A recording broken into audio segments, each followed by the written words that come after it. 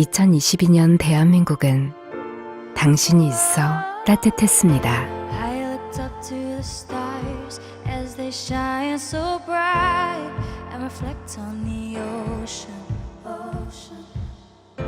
They remind me of us as it feels so right. I could feel the emotion when everything was going wrong. You were there to make me strong. I can hear my heart beat louder and louder, and that's when I knew you and me were meant to be. We live in a real life dream. We'll always be together. Yeah, you and me will never fall apart, 'cause we have each other's heart. We will always be forever. Yeah, you and me. I remember a time when you weren't in my life, and I felt so lonely. But now you're here by my side, and I feel so alive. You're my one and only. And everything was going wrong, and you were there since you were my glue. 누군가는 넘어져 있는 모습이었고, 누군가는 호흡이 멈춰 있는 모습이었고, 누군가는 굶주린 모습이었고, 누군가는 너무나도 당황스럽고 아프고 깨져 있는 모습으로 살아가고 있었죠. 주눅주눅 내리는 그 빗줄기를 온몸으로 맞을 수밖에 없는 또 누군가도 있었습니다. 이들에게 필요한 사람은 마음을 기울이는 사람들이었죠. 그래서 그 마음을 기울이는 사람들을 성경에서는요, 위로자라고 합니다. 위로자. 여러분들은 누구를 향해서 마음을 기울이고 계십니까? 누구를 향해서 마음을 기울이고 그들을 위로하고 계십니까? 사실 우리가 마음을 기울이기 이전에 우리가 쓰러진 사람들이었습니다. 우리가 호흡이 멈춰 있었던 사람들이었어요. 우리가 굶주린 사람들이었고, 깨지고 무너진 채 힘들다는 말 한마디 할 수 없을 정도로 힘겨운 생활들을, 그러한 모습들로 살고 있었던 사람들이었지요. 그런 우리를 향해서 마음을 기울이신 분이 계십니다. 그런 우리를 향해서 내가 참된 위로자야 라고 말씀하시고 찾아오시는 분이 계셨던 것이죠. 오늘 말씀은 모든 환난 중에서 우리를 위로하사, 모든 환난 중에서 우리를 위로하사 라는 제목으로 하나님의 말씀을 함께 나누도록 하겠습니다. 고린도 교회는 좋은 교회다라고 소문이 자자했던 교회입니다. 영적으로도 크게 부흥했던 교회고요. 은사가 많이 나타났던 교회고, 그래서 많은 교회들이, 주변에 있는 많은 지역의 교회들이 부러워했던 고린도 교회였던 것이죠. 그런데 어느 순간부터 교회 안에서요, 삐그덕 소리가 들리는 거예요. 분쟁이 일어나고, 다툼이 일어나고, 싸움이 일어나고, 그 고린도 교회 안에서 세상적인 자랑거리들이 많이 나타나는 것입니다. 이런 모습을 지켜보고 있던 사도 바울이, 이런 고린도 교회의 소식을 들은 사도 바울이 고린도 전서에서는 책망을 합니다. 고린도 교회 성도들 향해서 책망을 해요. 책망의 편지를 보내요. 교훈하는 편지를 보냅니다. 그런데 고린도 후서에서는요, 책망과 교훈의 편지가 아니라 그들을 위로하기 시작합니다. 그들을 보듬기 시작해요. 왜냐하면 고린도 교회가 지금 그토록 어려운 상황에 처해 있다라는 것이죠. 오늘 4절 말씀에서 보시면 우리는 모든 환난 중에 처해 있다라고 말을 합니다. 우리 고린도 교회의 모든 성도들이 모든 환난에 처해 있다. 그러면서 8절과 9절에서는 이렇게 말씀을 하고 있습니다. 형제들아, 우리가 아시아에서 당한 환난을 너희가 모르기를 원하지 아니하노니 힘에 겹도록 심한 고난을 당하여 살 소망까지 끊어지고 우리는 우리 자신이 사형 선고를 받은 줄 알았으니. 지금 고린도 교회가 당하고 있는 어려운 형편을, 너무 힘든 상황을 표현하고 있는 것이죠. 1세기 초, 그러니까 이 교회 역사의 첫 시작이 되는 그 1세기 초에 당했던 고린도 교회의 핍박과 어려움이었습니다. 견디기 힘든 환난이었고 살 소망이 끊어지는 환난이었고 차라리 죽었으면 좋겠다라는 고백을 할 정도로 어려운 상황이었던 것이죠. 일이 잘 풀리지 않는 문제가 아니었어요. 수입이 조금 줄어드는 문제가 아니었습니다. 더 큰 길이 어디 있을까? 그런 문제가 아니었다는 거예요. 고린도 교회들이 당하고 있는, 고린도 교회 성도들이 당하고 있는 환난은 죽고 사는 문제, 생사가 걸려있는 문제다라는 것입니다. 마치 지금 이슬람 국가에서 내가 기독교로 개종을 하게 되면 여러분들 그 동네가 난리가 납니다. 동네 주민들이 다 몰려와서 그 개종한 사람들을 밖으로 끌어내놓고 돌을 던지고 몽둥이를 때리고 그런 고난이라는 것입니다. 여러분, 우리 북녘 땅에 있는 동포들 기억나십니까? 숨죽이어서 예배를 드리지 않습니까? 그러다가 발각이 되면 정치범 수용소에 끌려가서 지도새도 모르게 총살을 당하는 그런 환난, 그런 큰 환난을 지금 고린도 교회 성도들이 직면하고 있다라는 것이죠. 저는 학교 다닐 때 이게 시간표를 보면요, 참 좋아하는 과목들도 있었어요. 그런데 유독 한 과목이 저의 마음을 매우 불편하게 했습니다. 다 아시는 것처럼 수학입니다. 수학은 본능적으로 싫어요. 하나님이 제게는 수학의 은사를 절대 주시지 않았다는 것이 분명해요. 저만 그런 거 아니죠? 수학이 너무너무 싫더라고요. 학생들이 정말로 싫어하는 말씀이 있습니다. 국어, 영어, 수학은 항상 있을 것인데 그 중에 제일은 수학이라. 수학이 너무너무 싫은 거예요. 정말 힘든 시간이 언제냐면 선생님이 칠판에다가 문제를 쫙 써요. 이해도 안 되는 문제를 싹 써요. 그리고 저기 뒤에서 고개 숙이고 있는 정대훈 나와서 풀어. 그러면 선생님이 너무너무 미워 보이는 거예요. 너무너무 원망스럽고 선생님이 마귀처럼 보이는 겁니다. 심하게 말씀드리면. 그래서 나는 절대 수학 선생님하고는 눈도 마주치지 않는다. 그것이 이제 저의 수업을 들을 때 제 마음가짐이었습니다. 그런데 하나님께서 어느 순간에 제게 큰 또 다른 환난을 주셨어요. 이제 한소망교회 부임해서 여러 속교회를 거쳤습니다. 속교회를 거칠 때마다 그 안에 학원 선생님도 있고요, 또 과외 하시는 선생님도 있고요, 공부방 하시는 선생님들도 계신 거예요. 그런데 모든 과목이 다 수학 선생님들인 겁니다. 아마 지금 이 자리에도 몇 분 계신 것 같아요. 제가 아는 분 중에 몇 분이 계십니다. 다행스러운 것은 그분들은 저에게 수학 선생님이 아니라 천사 같은 집사님들이기에 다행이죠. 감사할 따름입니다. 여러분, 우리가 시간표에서, 학생들의 그 수업 시간표에서 수학이라는 과목을 뺄 수 있을까요? 정말 싫은데, 정말 부담스러운데, 정말 어려운데 그 수학이라는 과목을 뺄 수 있을까요? 뺄 수 없습니다. 마찬가지예요. 우리의 인생 시간표에서 환난이라는 과목을 뺄 수가 없다는 것입니다. 정말 피하고 싶고 마주치고 싶지 않고 끌려가고 싶지 않은데 우리의 인생 시간표에서 이 환난이라는 과목을 우리가 도저히 빼낼 수가 없다라는 것이죠. 사도 바울은 모든 환난, 살 소망까지 끊어진 환난, 죽고 싶을 만큼 고통스러운 환난을 당하고 있는 고린도 성도들에게 이렇게 오늘 편지를 하고 있습니다.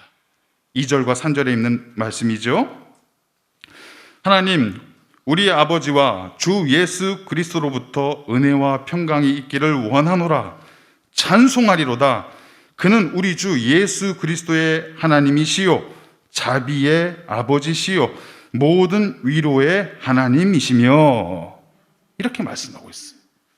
사도 바울은 환난 가운데 있는 그 고린도 성도들을 향해서 말씀하는 겁니다. 너희에게 주님께서 은혜와 평강을 주실 것이다.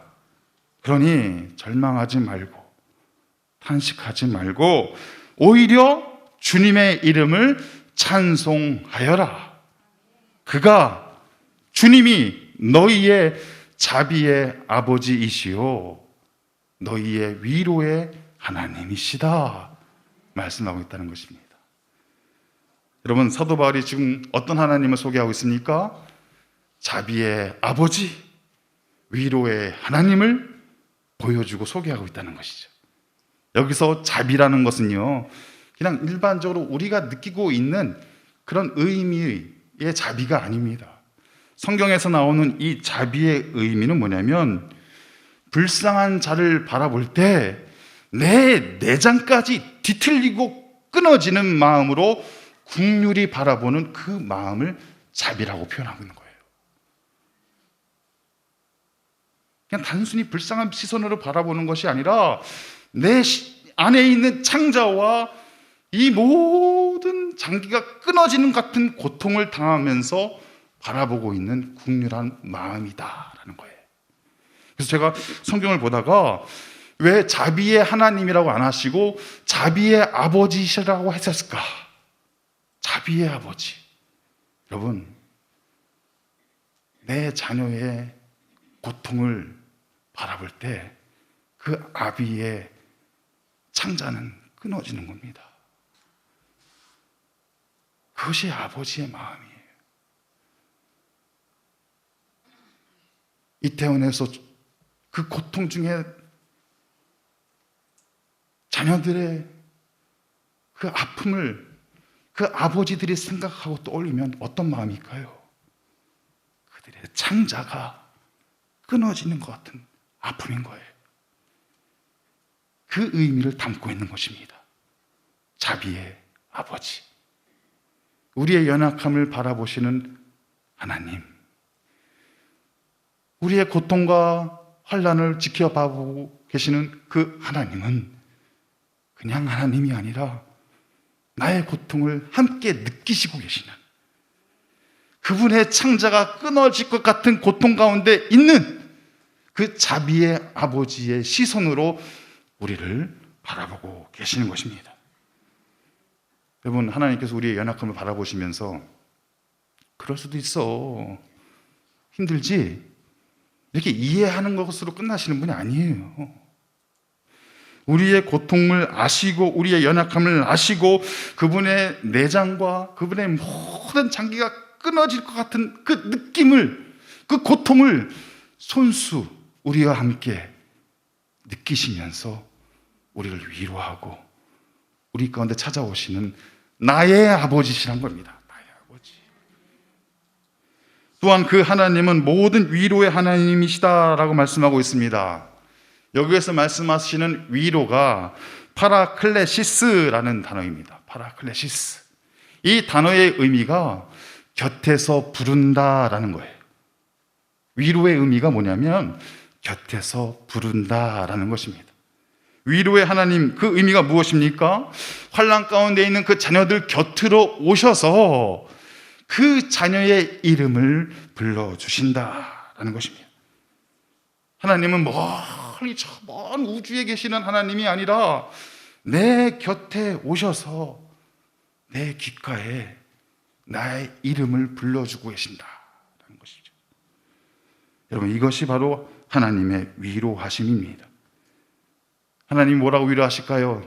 아까 우리 찬양했던 것처럼 내 사랑하는 아들아, 내 사랑하는 딸아, 내가 너와 함께하고 있지 않니? 너의 그 고통 내가 느끼고 있단다. 내가 그 고통을 알고 있단다. 그러니 다른 거 바라보지 말고 나를 바라보렴. 내가 너의 아빠, 아버지잖니. 그렇게 우리에게 위로하시는 거예요. 여러분, 우리에게 필요한 위로는 대단한 위로가 아닙니다. 곁에 오셔서 내 이름을 불러주는 위로입니다. 내 이름을 불러주는 거예요. 내 사랑하는 대훈아, 내 사랑하는 딸아, 이렇게 내 이름을 불러주시는 그 위로하심이 우리엔 꼭 필요한 위로라는 것입니다. 이처럼 우리도 누군가에게 찾아가서, 그들의 곁에 찾아가서 그들의 이름을 불러줄 수 있다면 이것은 충분한 위로가 될 수 있습니다. 오랫동안 찾아가지 못한 사람들이 있습니까? 혹시 우리 주변에, 내 옆에 오랫동안 발걸음이 끊어졌던 분들이 계십니까? 오랫동안 그들의 이름을 불러보지 못한 분들이 계십니까? 사랑하는 성도 여러분, 한번 찾아가셔서, 다른 말 필요 없어요, 그들의 이름을 한번 불러주시길 바랍니다. 여러분들의 작은 발걸음이, 여러분들의 작은 위로의 소리가 한 사람에게는 꼭 필요한 큰 위로의 발걸음이 되는 것이고요, 꼭 듣고 싶은 큰 위로의 목소리가 될 수 있는 것입니다. 마침 그 위로가 필요했어요 라는 책에 나오는 실제 이야기입니다. 아무도 없는 새벽에 한 청년이 아파트 마당에서 신문 배달 오토바이에 시동을 켠 채로 터져나오는 울음을 참으며 울고 있었습니다. 취업 준비생인 청년은 매일 새벽 1시부터 4시까지 아파트 신문을 빠르게 돌려야만 했습니다. 그러던 중 어느 집 현관문 앞에서 이런 메모를 보게 되었습니다. 전 60년 구독자입니다. 언제나 노고에 감사드립니다. 수고스럽지만 앞으로 신문함에 넣어주시면 고마운 마음을 잊지 않겠습니다. 정성스러운 붓글씨로 정중하게 존댓말로 부탁한 메모였기 때문에 다음 날에는 조용히 현관문에 가서 신문함에 넣으려고 했습니다. 그런데 갑자기 띠리릭 현관문이 열리는 소리와 함께 여든이 넘어 보이는 할아버지가 나왔습니다. 그리고 손에 들려있던 따뜻한 음료와 귤을 건네시며 말씀하십니다. 학생, 날이 추운데 고생이네요. 늘 감사합니다. 그런데 어려 보이는데 왜 이 일을 해요? 너무나 부드러운 할아버지의 음성에 청년은 자기도 모르게 자신의 힘든 처지를 털어놓기 시작했습니다. 그러자 할아버지가 청년의 손을 꼭 붙잡아 주더니 이렇게 말씀합니다. 내가 살아보니까 끝까지 포기하지 않고 열심히 하면 꼭 빛을 보더라고요. 그 할아버지의 위로의 손은 정말 따뜻했고 청년은 뜨거운 눈물을 흘릴 수밖에 없었습니다. 여러분, 대단한 위로 아니잖아요. 곁에 찾아와서 손잡아주고 청년의 이름을 불러준 것입니다. 그 따뜻한 마음, 따뜻한 손길을 경험한 청년은 뜨거운 눈물을 흘릴 수밖에 없었던 것이죠. 사랑하는 여러분, 위로는 무엇일까? 그 사람에게로 마음을 기울여 주시는 것입니다. 오른쪽에 있는 컵에서 왼쪽에 있는 컵으로 물을 옮기려면 어떻게 해야 되죠? 너무 어렵죠? 오른쪽에 있는 컵을 기울이시면 되는 거예요. 기울이시면 그 안에 담겨져 있는 맛있는 음료는 왼쪽에 있는 컵으로 옮겨지게 되는 것이죠. 여러분, 우리가 누군가에게로 마음을 기울이시면 반드시 흘러가게 되어 있어요. 왜냐? 하나님께서 여러분들에게 긍휼의 마음을 주셨잖아요. 우리에게 사랑의 마음을 주셨잖아요.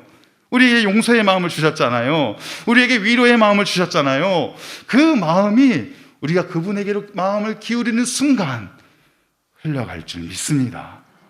그 위로를 받으면, 그 마음을 받으면 살 소망과 다시 일어날 힘이 나타날 줄 믿습니다. 그런데 우리에게 문제가 있죠. 우리가 종종 고난 앞에서, 이 환난 앞에서 무너질 수밖에 없다라는 것입니다. 고난이 닥쳤을 때 그래, 나는 하나님을 바라봐야지 라는 마음은 있지만 자비의 아버지, 위로의 하나님을 바라보지 못하고 고난이 너무 커 보이는 거예요. 어떡하지? 내게 왜 이런 문제가 생겼지? 내가 뭘 잘못했나? 이 고난의 문제를 바라보다 보니까 원망, 불평의 마음이 가득 채워지게 되는 것이지요. 그 순간 우리는 자비의 아버지, 위로의 하나님을 잃어버리게 되는 것입니다. 그런데 오늘 5절 말씀에서 이렇게 말씀하고 있어요. 그리스도의 고난이 우리에게 넘친 것 같이 우리가 받는 위로도 그리스도로 말미암아 넘치는도다. 믿음 생활이 무엇일까? 당연히 고난이 있죠. 넘치는 고난이 있습니다. 큰 고난이 있어요. 그런데 믿음 생활이 무엇이냐? 그 넘치는 고난, 큰 고난을 보는 것이 아니라 내게 주시는 넘치는 위로, 자비의 아버지께서 나를 찾아오셔서 내 손 붙잡아 주시고 내 이름 불러가시면서 나를 위로하시는 그 넘치는 위로를 바라보고 살아가는 것이, 그것이 참된 믿음 생활이다라는 것입니다. 여러분, 우리는 고난의 울타리에 갇혀 있는 사람들이 아니에요. 그 울타리를 훌쩍 뛰어넘어서 우리에게 이미 허락하여 주시는 넘치는 위로하심, 내게 부어주시는 넘치는 은혜, 아까 우리가 찬양대에서 찬양한 것처럼 지금까지 지내온 것 다 주님의 그 크신 은혜였습니다. 그 위로하심이었습니다. 그 은혜와 위로를 바라보며 살아가는 것이 바로 그리스도인이라는 것이죠.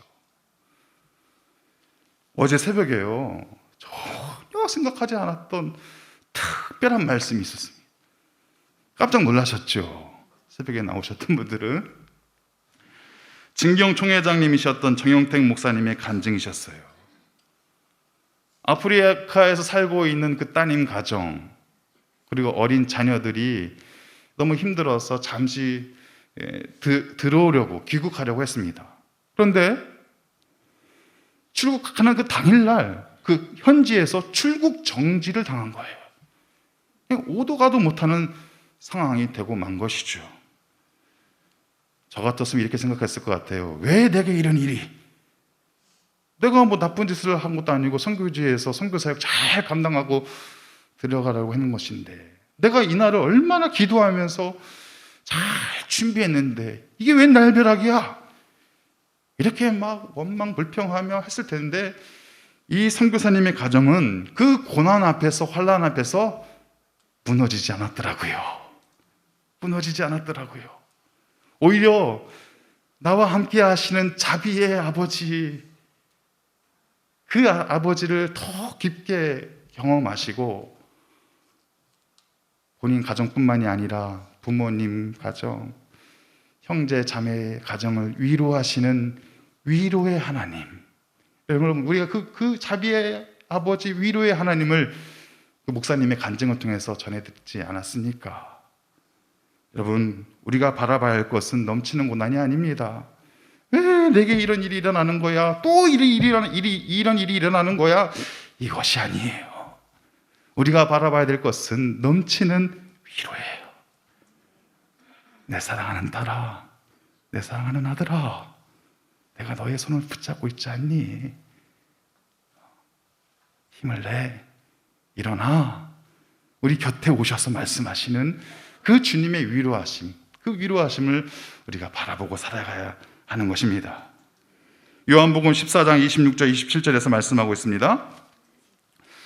보혜사 곧 아버지께서 내 이름으로 보내실 성령, 그가 너희에게 모든 것을 가르치고 내가 너희에게 말한 모든 것을 생각나게 하리라. 평안을 너희에게 끼치노니 곧 나의 평안을 너희에게 주노라.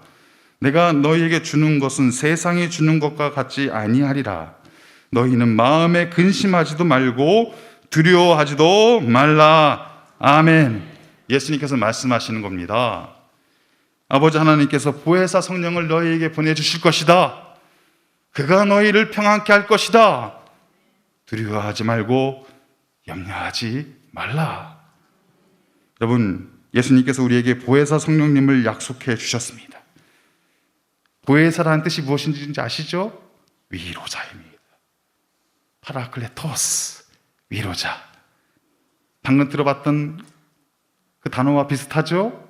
위로, 파라클레시스, 같은 의미예요.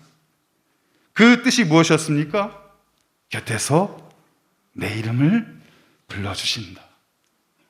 우리의 위로자가 되시는 예수님께서, 우리의 구원자가 되시는 예수님께서, 또 다른 보혜사로 오시는 그 성령님께서 우리에게 친히 찾아오셔서 우리를 위로하시는 겁니다.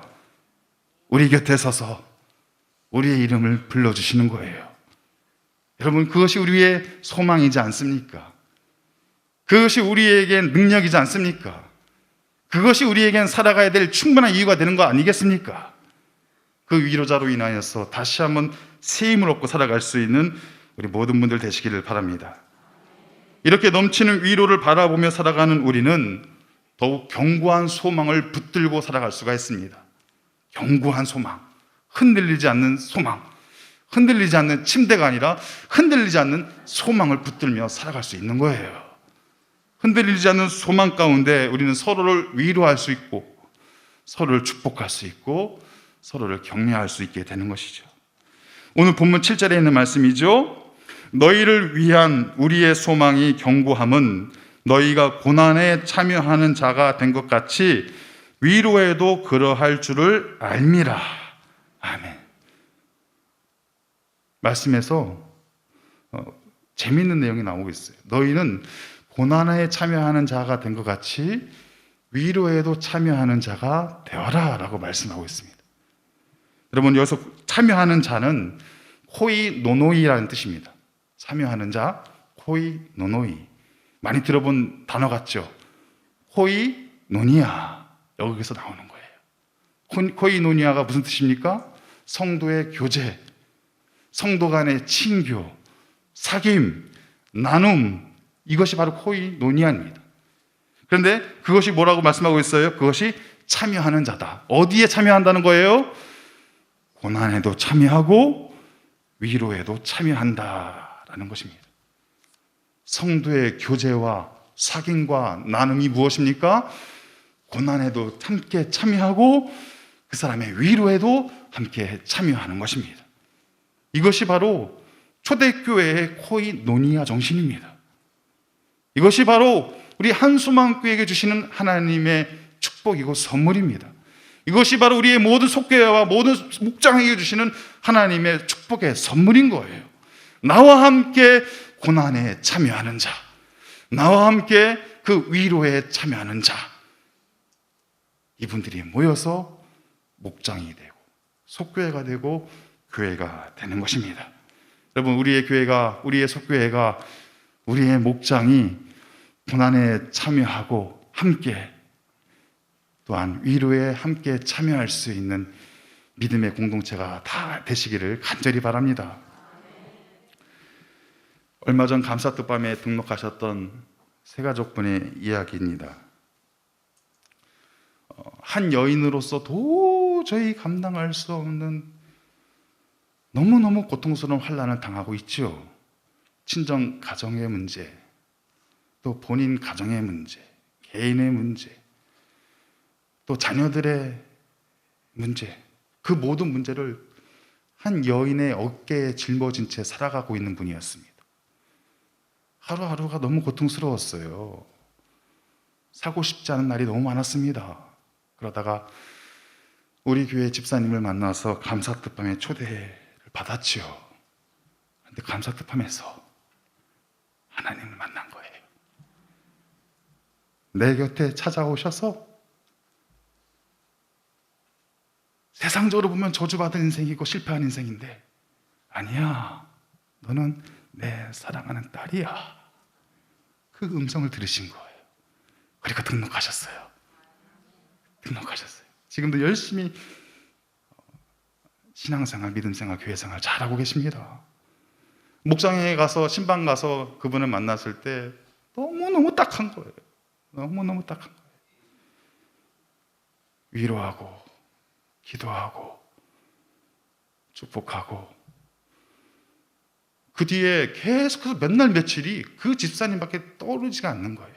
또 기도하고 또 기도하고 그 집사님만 보이는 거예요. 그러던 어느 날 제 눈에 다른 분이 보이기 시작했습니다. 새벽이고 밤이고 낮이고 그분과 함께 동행하고 계시는 신집사님, 그 어려운 세 가족을 인도해서 감사뜻 밤에 모시고 왔던 그 신집사님, 전에는 항상 같이 다니셨는데 전에는 안 보이시다가 제 눈에 안 들어왔어요. 왜냐하면 그 세 가족만 보였던 거예요. 근데 어느 순간부터 그 신집사님이 보이는 거예요. 세 가족이 울고 있으면 그 옆에서 같이 울고 계시는 신집사님, 세 가족이 은혜 받고 있으면 그 옆에서 같이 은혜 받고 있는 그 신집사님, 예배를 드리러 가다가 그 세 가족이 너무너무 감격스러워서 자리에서 입원이 일어나고 있으면 항상 그 옆에는 우리 신집사님이 계셨습니다. 그 세 가족을 향해서 마음을 기울이고 있는 참된 위로자인 것이죠. 고난에도 함께 참여하고 위로에도 함께 참여하고 있는 참된 위로자였던 것입니다. 곁에서 그분의 이름을 불러가시면서 말씀하셨겠죠. 내가 있잖아. 아니, 우리에겐 자비의 아버지, 나의 아버지, 우리의 아버지가 있잖아. 우리 절망하지 말자. 우리 포기하지 말자. 또 은혜 받자. 또 새벽기도에 나오면서 또 말씀 받자. 그렇게 서로를 위로하고 격려하고 축복하는, 고난에도 참여하고 위로에도 참여하는 그 아름다운 코이노니아가 있던 것입니다. 사랑하는 여러분, 우리 교회 안에, 우리 목장 안에, 우리 가정 공동체 안에 참된 코이노니아, 고난에도 함께 참여하고 위로에도 함께 참여할 수 있는 아름다운 공동체가 세워지시길 간절히 기도합니다. 지난 주일에 있었던 짧은 간증입니다. 등록하지 않은 부부가 새가족 보실로 찾아왔어요. 저는 이제 주일날 되면은 새가족에게 반쯤 미쳐있는 사람입니다. 새가족이 나타났다가 그러면 너무 제 막 정신줄을 놓쳐버려요. 그런데 등록하지 않은 새가족이 새가족 보실로 찾아왔다고 하니까 제가 얼마나 흥분이 됐겠어요. 아, 내가 등록시키면 되겠구나. 그 마음을 가지고 너무 환영했습니다. 그 집사님 부부를.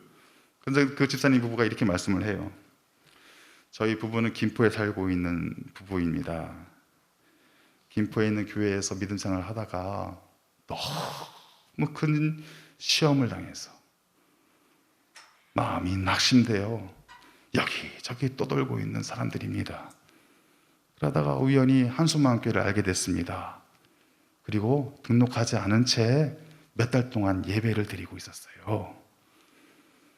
그런데 어느 순간 예배 가운데, 찬양 가운데, 말씀 가운데 우리 주님께서 제 곁에 찾아오셔서 제 몸과 마음과 영혼을 회복시켜 주셨습니다. 저는 그래서 등록하신다고 할 줄 알았어요. 네, 그러셨군요. 네, 제가 잘 회복되었습니다. 그래서 이 한숨과 함께 등록하고 싶은 마음이 간절한데 하나님께서 오늘 제게 이렇게 말씀을 하시더군요. 너 혼자 회복되지 말고 저 김포에서 나뒹굴고 있는 너의 옛 동료 신앙인들, 믿음의 사람들을 그들에게 찾아가지 않을래? 너만 위로받지 말고, 너만 회복되지 말고 그들 곁으로 찾아가서 그들을 위로하고 그들의 고난에 참여하고 그들의 위로에 참여해 주지 않을래? 그래서 많은 고민 끝에 저희 부부는 김포로 돌아가기로 했습니다. 지금 아파서 힘들어하는 옛 신앙의 동료들에게 찾아가고 싶었습니다. 그들 곁에 찾아가서 그들의 고난을 함께 나누고 그들과 함께 위로를 나누기를 원합니다. 이 말씀을 꼭 전해드리고 싶습니다. 라고 말씀하고 가셨습니다. 그러면서 마지막에 이 말씀을 해요. 이 말씀이 저를 울렸어요. 한수만교회가 저를 살렸고, 저의 부부를 살렸고, 저의 공동체를 살려주셨습니다. 이러한 사람들이 많이 있는데 한수만교회가 위로자로 그들을 품어주시길 바랍니다. 여러분, 한수만교회가 어떤 교회입니까? 나의 눈물이 이곳에서 받아들여지지 않는다면 나는 어디서 울어야 할까? 하나님께서 눈물바지 교회를 만들어 놓으셨어요. 여러분, 우리가 하나님의 그 부르심 앞에 어떠한 모습으로 서 계시길 원하십니까? 고통에 참여하는 교회로, 그 고통의 눈물에 참여하는 교회로, 또 그 위로의 눈물에 참여하는 교회로 날마다 세워지시기를 간절히 바랍니다. 모든 환난 중에서 우리를 위로하신 주님의 모습처럼 우리 또한 고난에 함께 참여하시고 위로에 함께 참여하시고 우리의 마음을 기울여서 누군가를 위로할 수 있는, 누군가를 세워줄 수 있는 그런 아름다운 공동체가 되시기를 주님의 이름으로 축복합니다. 하나님 아버지, 모든 환난 중에서 우리를 위로하시는 주님을 찬양합니다. 자비의 아버지시요 위로의 하나님이신 주님이 계시기에 우리가 다시 일어설 수 있음을 고백합니다.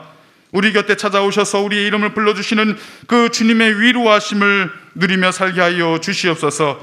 그리고 이제는 고난에 참여하는 자로, 또다시 위로에 참여하는 자로 나아가게 하여 주시옵시고, 누군가를 향해서 마음을 기울일 수 있는 자들로 살아가게 하여 주시옵소서. 예수 그리스도 이름으로 기도하옵나이다. 아멘.